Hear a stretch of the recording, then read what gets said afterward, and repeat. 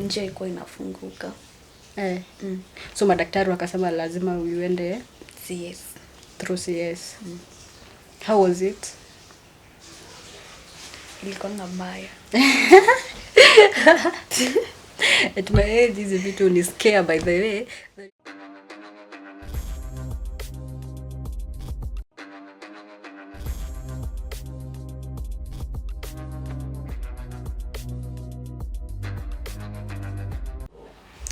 Hello and welcome to Jahu TV.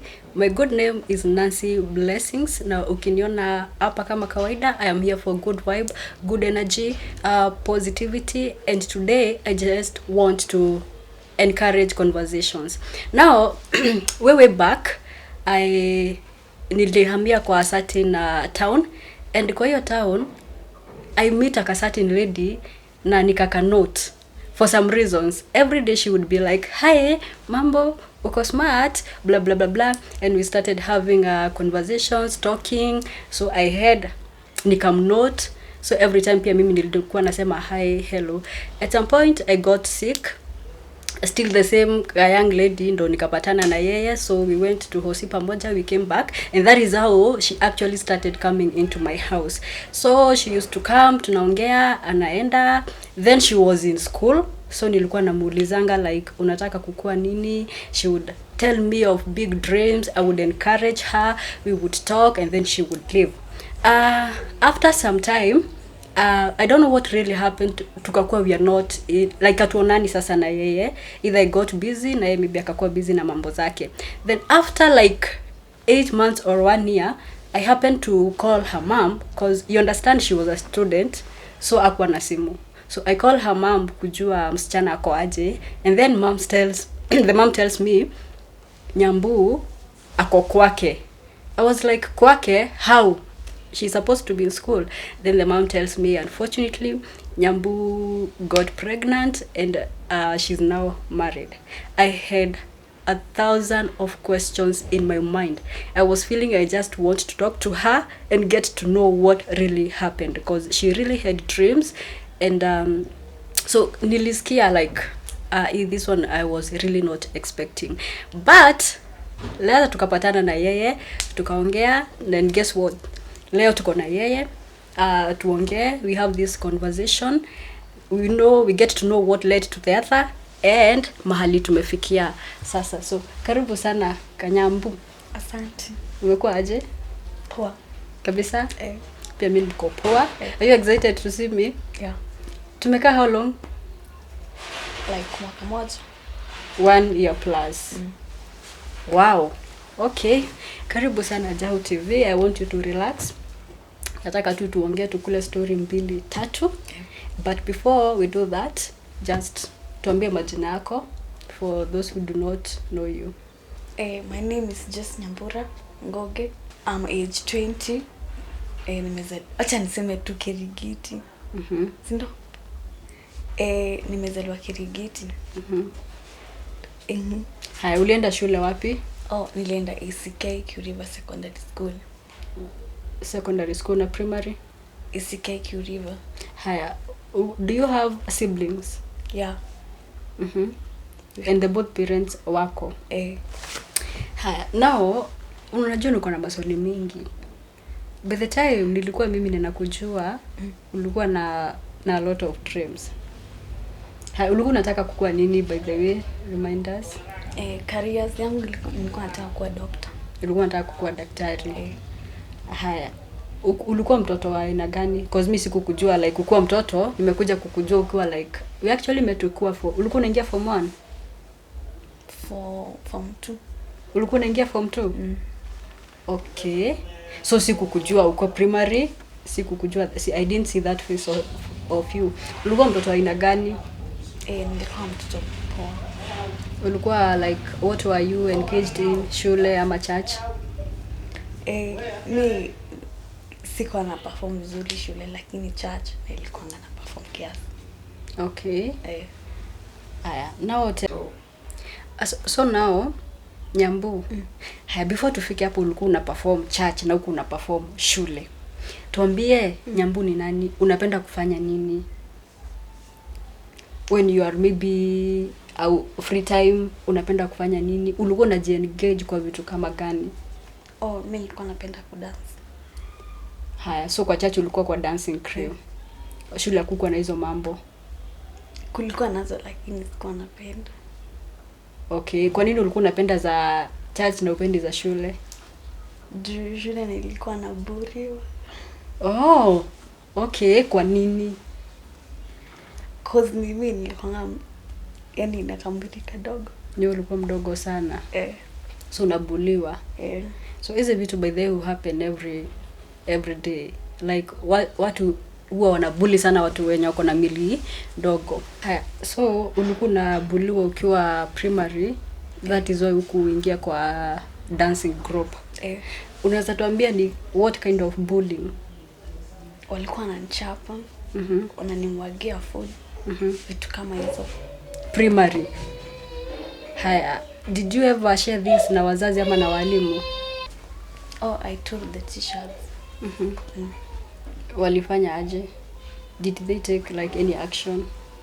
Walichukua action ya kuwachapa. Ili stop? Iliacha sasa. Haya, so haikufika mahali sasa ukaambia wazazi? Okay. Haya, so from there sasa umemaliza class 8. Class 8. Umeingia high school. How was the experience? Did you note like the difference? E-bullying iliisha? Did you feel like now I'm on a higher level? Ilisha juu nikiingia high school. Nilikuwa na music festival. Ulikuwa kwa music festival? So hakukuwa na bullying at all? Wow, okay. It's funny how mtu anaweza kuwa na bullying primary alafu secondary hakuna. Wow. Okay. Haya, sasa umeingia music festival. Na uko kwa dancing. Now this is in form 1. Haya, did you have any other challenge? Ulikuwa tuko sawa? Nilikuwa tu. Ukafika form 1, form 2. Now tupe story yako ya secondary mpaka mahali ulifika. Nilisoma form 1 and form 2. Form 3 third term nikaachia hapo shule. Cause wazazi wakwanga na school fees. Okay, so you dropped out ukiwa form 3 third term. Sana juu ya school fees. Okay. Sasa after ku drop out ulienda wapi ama ulifanya nini? Nikapatana na kijana. Anaitwa Martin. Alikuwa anafanya kazi ya soldier. Alikuwa anafanya kazi ya soldier wapi? Kwa shule yetu. Oh, wow, interesting. Kwa hivyo basi mlikuwa umejuana kama uja drop out. Si ndio? Mlikuwa umejuana kuwa tuambie mambo. Mlijuana kuwa form 2. Form 2. Hapo ndiye alikuwa anakununulia tungumu. Tu smoky hivyo kidogo. Right? Haya. So ikafika sasa umeacha shule. Did you tell him? Ulimwambia? Nikiwa form 2 alinipia school fees. Wow, okay. Hey, this is interesting. Nataka twende kidogo usikimbie. You met with a guy ukiwa form 2. Muka build a relationship.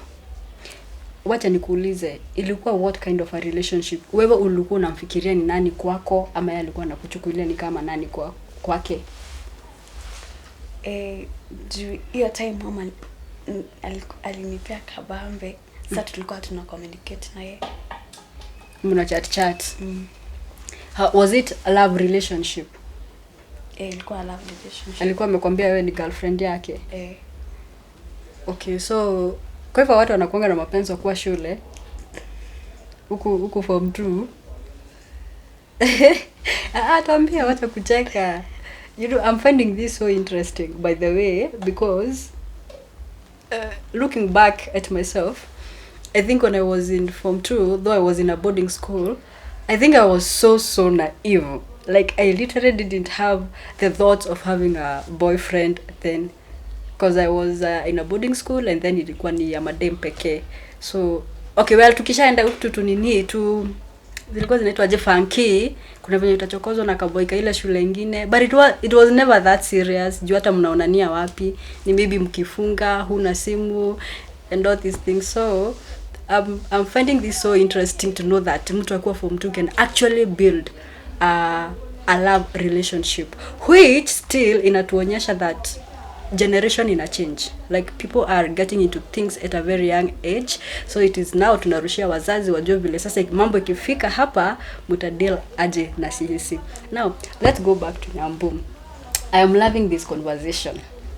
Haya, you met sasa huyu jamaa ni malavidavi and he paid for your school fees at form 2.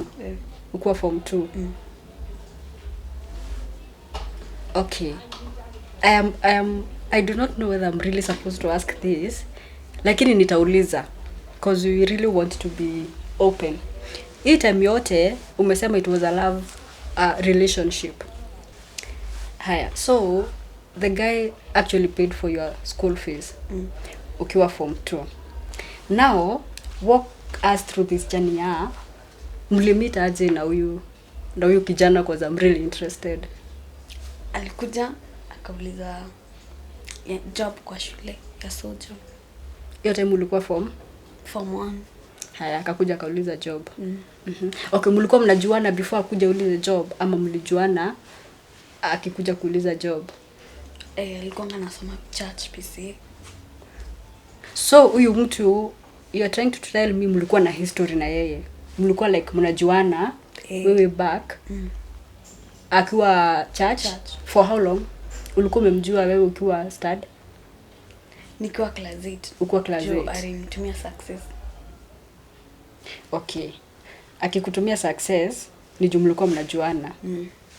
So mlikuwa umejuana ukiwa class 8, akakutumia success. Hii time akikutumia success alikutumia kwa nini? Juu nilikuwa namaliza class 8. Alikuwa amekwambia ni boyfriend or anything? Ni two friends. Just friendship. Good. Haya, then sasa umefika form 1, the same guy amekuja kauliza kazi shule yenye unasomea. Okay, what happened after that? Like sasa mlianza kuongea aje? Aliniomba namba, nikampea. Then tukaanza communicate. How was the communication like? Mlikuwa mnaambiananga aje? What was he telling you? Alikuwa ananiambia ananipenda. That is now ukiwa form 1. Form 1. So by form 1 mlikuwa msha build a relationship yenye mnaambiana mnapendana. Ulikuwa unampenda wewe? Nilikuwa nampenda. Ulikuwa unampenda? Sure, like you knew this was love. Okay. Haya, umefika form 2. Haya, hii time yote yenye mnaongea hivi amekwambia unampenda, kwa hivyo ashakuuliza ukuwe girlfriend. Umeshakubali wewe. Like sasa hakuna msukumo, ni wewe Nyambu usha decide that ninapenda huyu kijana and I am his girlfriend. Haya, mlikuwa mnalalanisha at form ukiwa form 2? Nikiwa form 3. Sasa umeingia form 3. Mlikuwa mnatumia protection? Condom. Okay. Haya, ulikuwa umetaja hapo before that kijana alikulipia school fees ya form 2, and I would like to know by the time anakulipia shule, kwani ulikuwa ushaambia wazazi that you have a boyfriend na wakakuwa wako okay that they even allowed him to pay your fees, ama kulienda aje? Sikuambia cause wakonga wana avoid your school fees. They couldn't afford the school fees. Okay, walikuwa wanajua you have a boyfriend? Hii mambo yote ulikuwa unafanya tu chini ya maji. Kabisa huko umejificha. Ulikuwa unaenda kumuona lini? Alikuwa anakuja church. Okay, mlikuwa anatemia nyinyi wawili mlikuwa mna have that good moment lini? Sunday. Ukitoka church unaenda kwake. Alikupeleka kwake? Did you ever meet any of his friends ama family hiyo time sasa?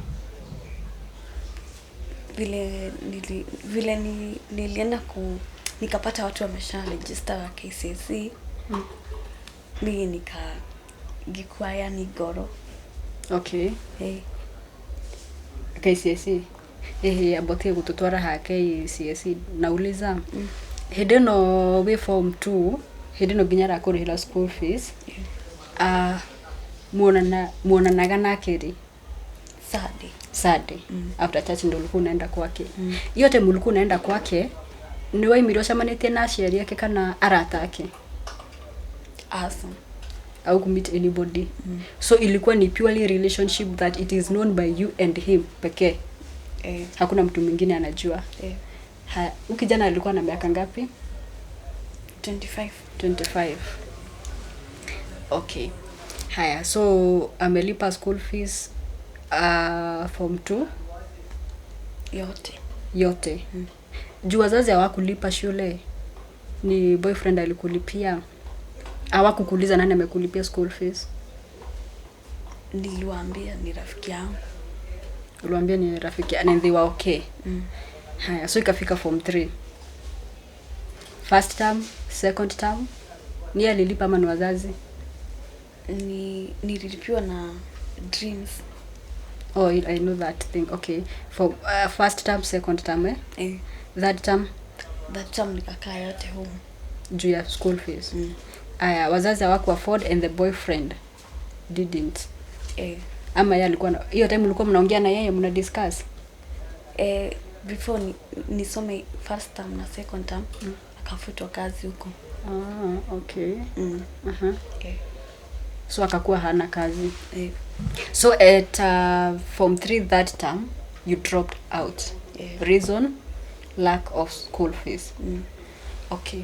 So ukidrop shule, of course I know haikuwa a really nice moment. Ulikuwa unasikia uko down and all that. Ulienda wapi? Ama what were you doing with yourself? Wale watoto wengine wako shule, sasa wewe uko home, ulikuwa unasaidia mama yako kazi ama what were you doing? Nilikuwa namsaidia kazi. Gani? Kufua manguo na kuosha vyombo. Kwa watu kibarua that is ama kwa kwetu kwenyu? So au kuwa jipata unafanya kibarua or anything? Juu pale kwenye tulikuwa tunaishi au walituambia tuhame. Kwenye mama alikuwa ameweka soko hapo. Okay. I'm trying to understand something. So venye mlihama, yes I remember your mama alikuwa na soko. Oh, so mkatoka hapo. Hari ham so makiwa tutege. So hare mwathire mutigegire thoko. So mkakuwa sasa hata mama hana kazi. Okay. Then runura kimutaithia ko nyumba indo na ke na yeye anaenda na haso. Mkakiona kia kuria. Haya, then what happened now ndio ukajipata mambo yuko venye ilikuwa? Sunday moja tukamit na yeye. Sikuendanga home. Nikamwambia mimi nitakaa huko kwako juu hadi food tunakosa. Okay. Alikuwa anaishi wapi? Torito. Where is Torito? Hiyo side ya Banana. Oh, okay. Yes. Nimejua place. Kwa market kitu wadi Torito. Haya. So umeenda kumvisit na ukamwambia sasa utatoka huko, utakaa huko, ukamrequest mkae na yeye. Alisema aje? Alisema tu ni sawa. Alisema ako sawa na hana kazi. Oh, so this is actually interesting. Juu mimi nilikuwa nafikiria ulipata a ball ndio sasa ukaolewa. So it was the other way.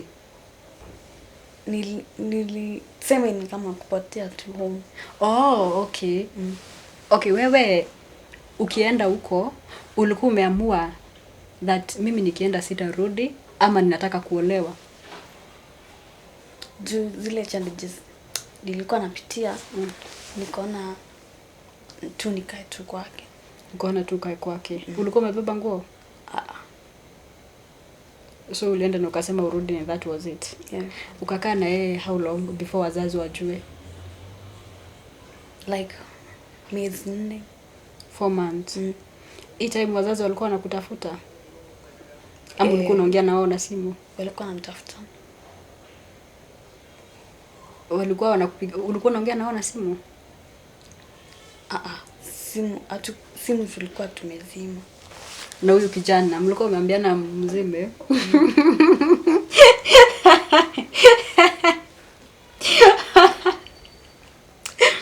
Kijana wewe, uliambia msichana wenyewe mzime simu badala mu-approach wazazi. Okay. So this 4 months mlikuwa mna survive aje na kijana na hayuko kazi? Mimi alikuwa ananiacha kwa nyumba, anaenda anatafuta, ana hustle. How was he? Alikuwa anakutreat vizuri? Kulikuwa na mabishano? Mlikuwa mnaambiana nini? Like how was it? Alikuwa ananitreat vizuri.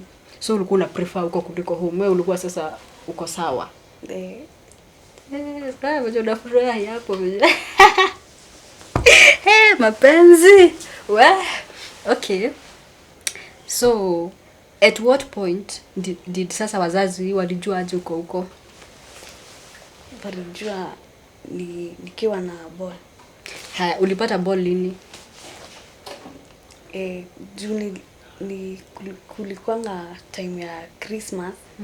Sikuwa na Christmas so. Nikaenda nikaitisha bag juu sikuwa na ID. Okay. Ulidrop out that term. Ukaenda kwa kijana mwezi wa ngapi? Unaweza kumbuka? Mwezi wa 11. Mwezi wa 11. Ukakaa na yeye the whole of that month and now December. December is when you came home. Nilikuja February. Oh. Haya, so Christmas mkajibamba tu na kijana kule. Haya, ukapata ball lini? Unaweza kumbuka? Hata mwezi?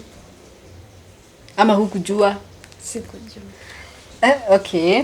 Haya, but wazazi umesema ulikuja Feb. When you came home wazazi walisema nini? Were they happy? Were they shocked? Hiyo time haukuwa na ball? Nilikuwa na ball. Ya kama mwezi moja hivyo. Uliwaambia? Niliwaambia. Rujira wakiri wakimera atia. Dokirigimira mom ni dai ireda. Unajua the reason I'm asking that ni juu I always feel like this is the most like disturbing news to ever break to your parents. And I remember tukua campus kuna beshte yangu, actually cousin yangu alipatanga ball and the fear was like atambia babake kwa aje juu the dad was mkali.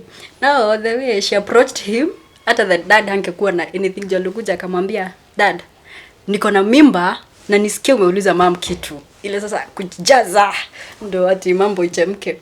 Dad, niko na ball na nisikie umeuliza mom kitu. So I'm always excited to know how people actually break this kind of news to parents, especially when it's not the right time. Unajua kikuwa the right time, it's actually ni furaha, ni sherehe.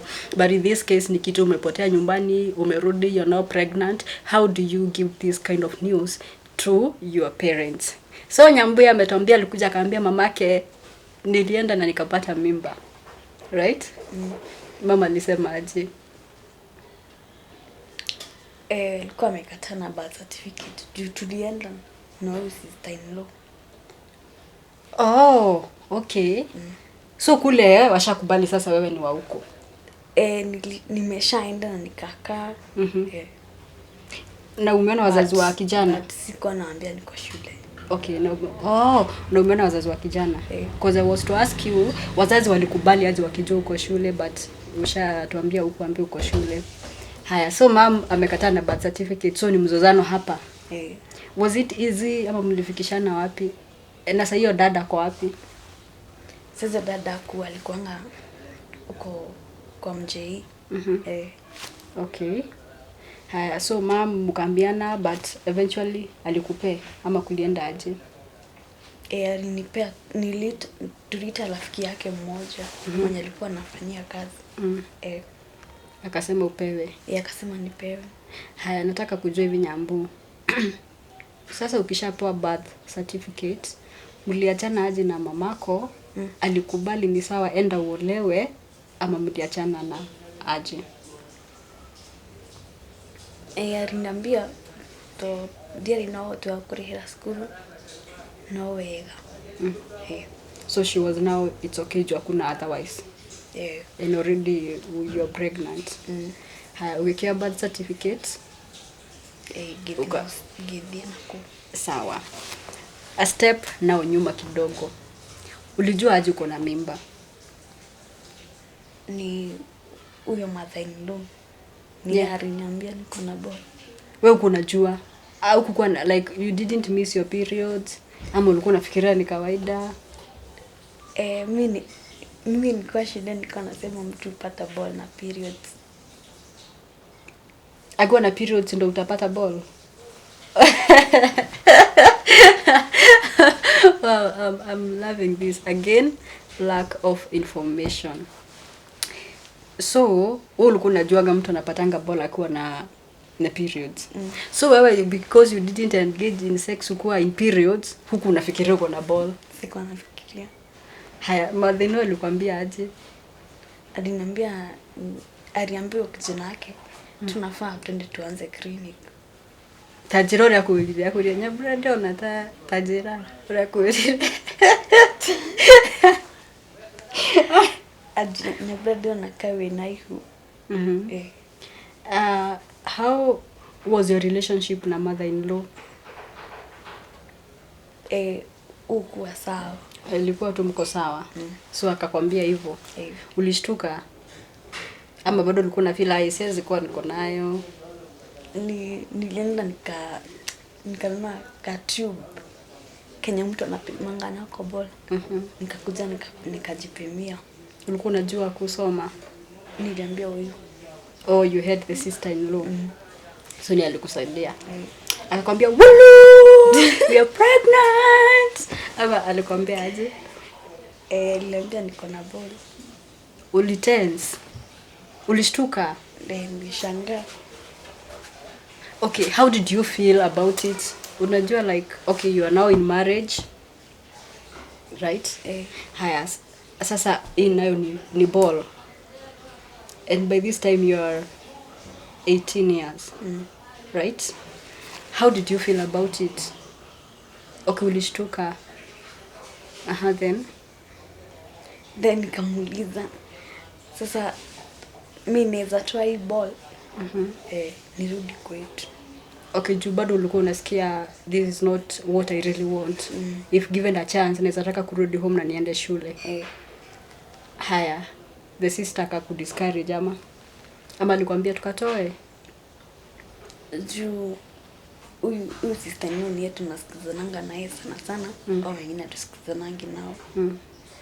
Akaniambia, Nyambura, hakuna shida. Juu unaona mamako hakuwa na pesa za kukulipia school fees.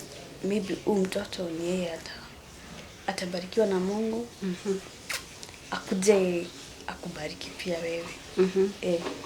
So you decided to keep it. Haya, naye kijana bado ako haso zake. Amekuja jioni. Niambie vile ulimwambia. Sasa break the news to him na yeye. Nilimkampanisha nikamwambia nino dutai huderi na choke wito.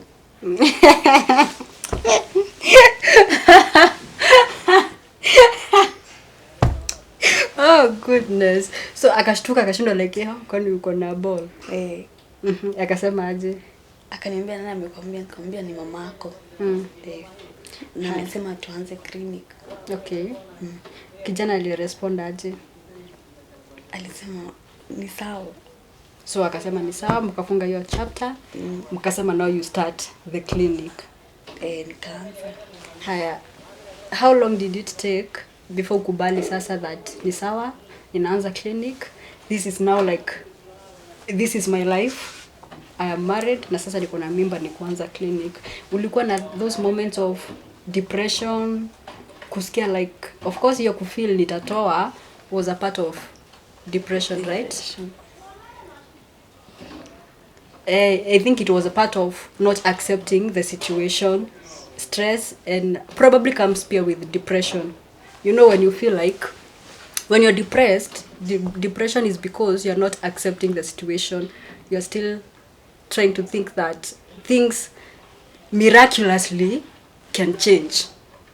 So you have now to accept things vile ziko. Did you go through that phase? Nilijita mkutano nikasema ni sawa tu. Hai, ulikuwa unashare na nani? The sister in law. Niye mlikuwa mnaongea na was she encouraging you? Alikuwa anaku encourage. So she was, you can say she was there for you. And the boyfriend? Ama yetu ni ile mambo itakuwa ikuwe tu. Would you say your boyfriend is your friend? Like ni muri urata no mushare anything kogo ni kumwira ai ninasikia hivi. Tunashianga vitu. Mnashianga. So ulikuwa unashare na yeye the low moments. Kumwambia like ai ninasikia jadi nitoe hii ball. Hadi nilikuwa namwambia mamake akiwa hapo. Mamake akiwa. Unamwambia utatoa? Mamake anasema aje? Mamake anakuanga na pressure sana. Ni wale watu wa shout. Para kushautia. Oh God. Okay. Haya, now tumeanza clinic. How was the journey, the pregnancy journey? Nilianza clinic ikiwa 4 months. Ulianza clinic ikiwa 4 months and the journey kako iko tu sawa. Ulikuwa na unagonjeka kama you are good or through? Nilikuwa sawa. Wow, that's nice. Hey, kuna watu ninasikianga wanasumbuliwa na ball. Anyway, at least acha tuseme it is God. It's God. Haya, so ikafika mpaka sasa ni time ya kujifungua. And you gave birth to CS. Oh, ulienda CS? Okay. Then nika boy ama nikadem? Nikadem. Then woo! A bouncing baby girl. Ndo uliambiwa? Okay, just hold on a minute. We'll be back. Then from there we know what happened after the birth of a bouncing baby girl.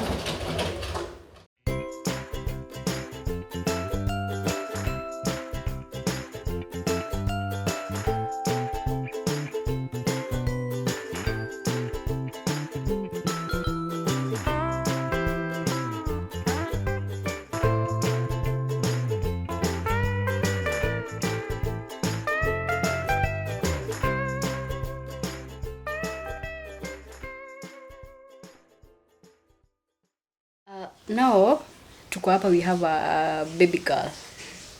Of course the news was exciting. Jusa tushatoka kwa kutokubali. How did it come ukakuwa that you have to go through CS? Njia iko inafunguka. So madaktari wakasema lazima uende CS. Through CS. How was it? Ilikuwa mbaya. At my age, these people ni scare, by the way. That is why unaona like I might not want to dig so much about that. I don't want to get scared. Kwa hivyo si kicheko hapo. Katakata na visu. Lakini hausikii? Si umedungwa nini? Ni for example ni dago ni etio. Rudi ikuwaga. Ndaiguaga. But ilikuwa painful. But all glory to God. Mtoto akatoka and you are okay. Ulikaa hosi siku ngapi? Wiki moja. Then back home. Ukuwa hosi your boyfriend was coming. So hapo sasa hakukuwa na challenge like mshakubali nyi wote and now you are in a new phase of sasa familia yako. Juu hadi akina shushangu alikuwa anakuja, aunti zangu, hadi mamangu. Okay, now from the both families.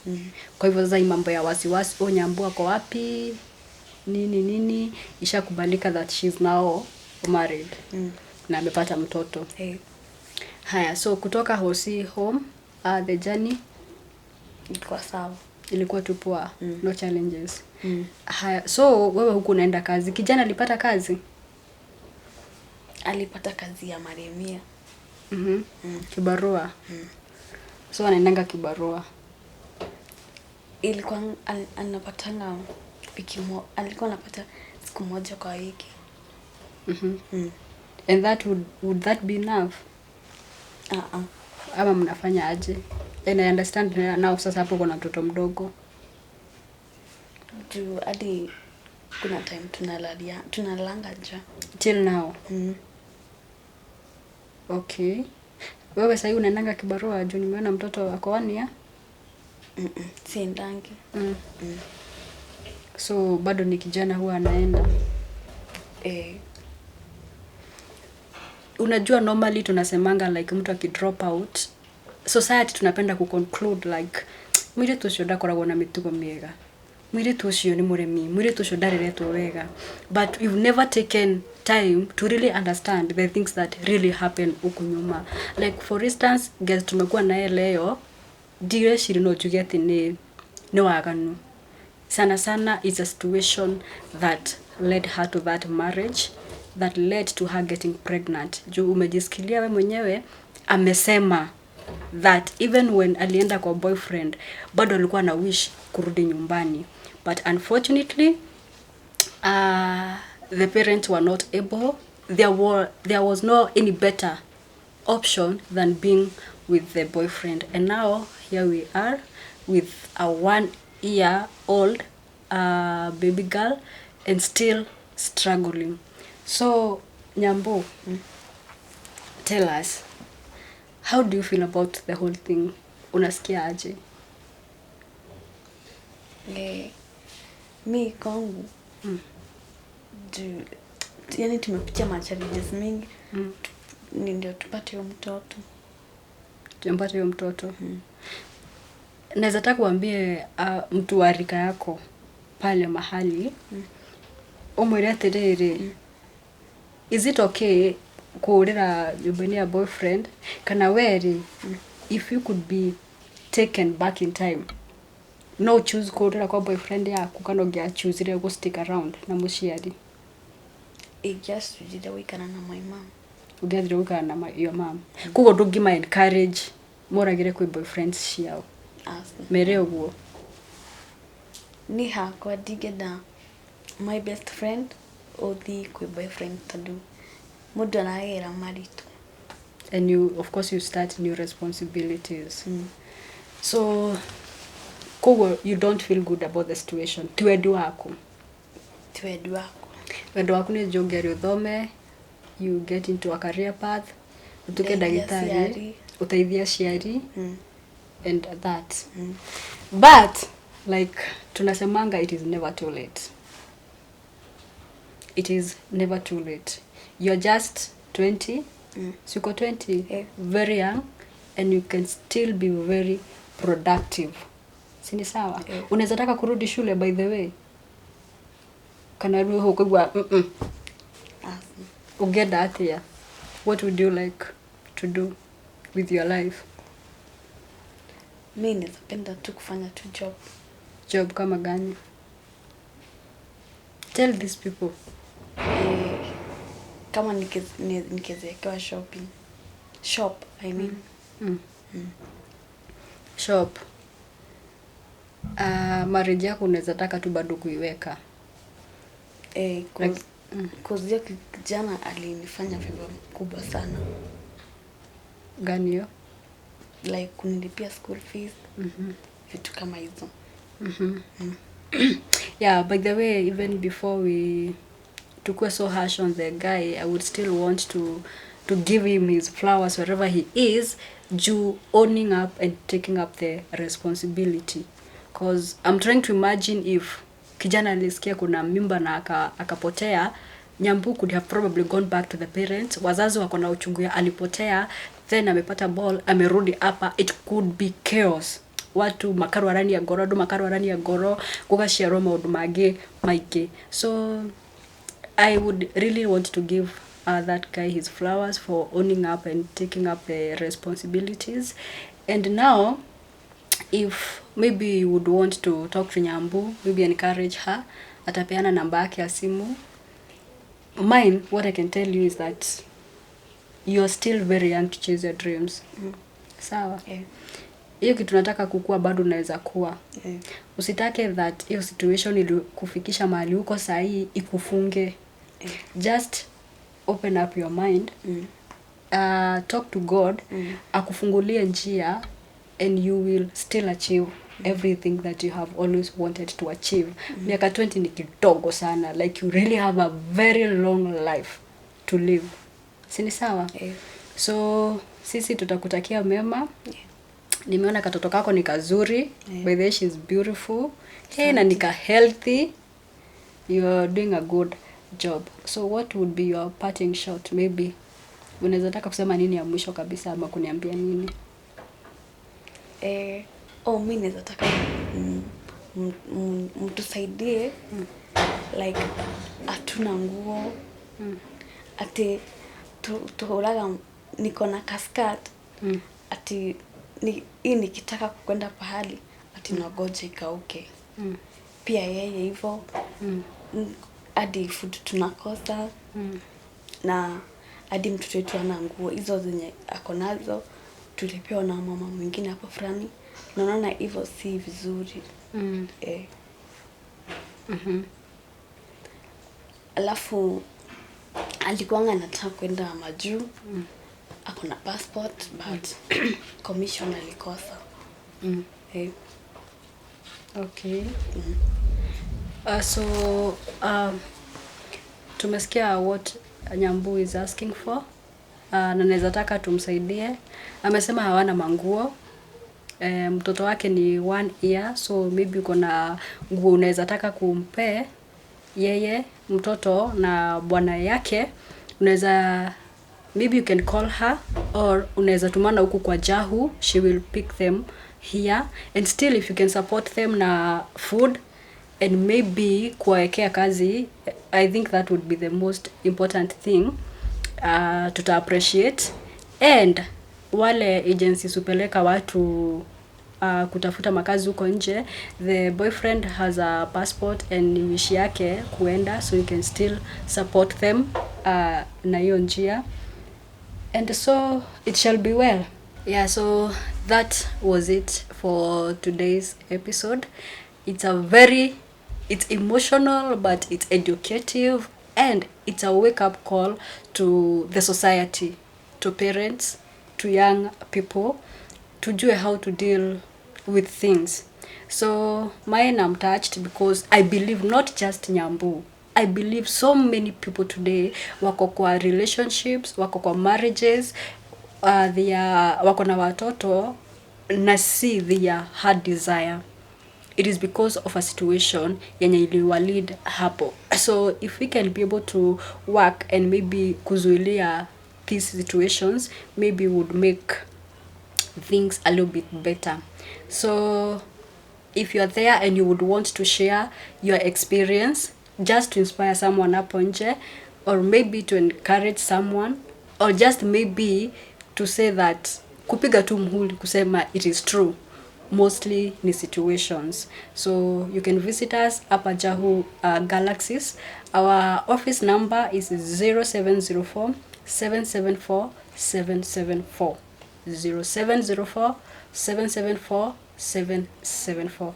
Till next time, my name is Nancy Blessings.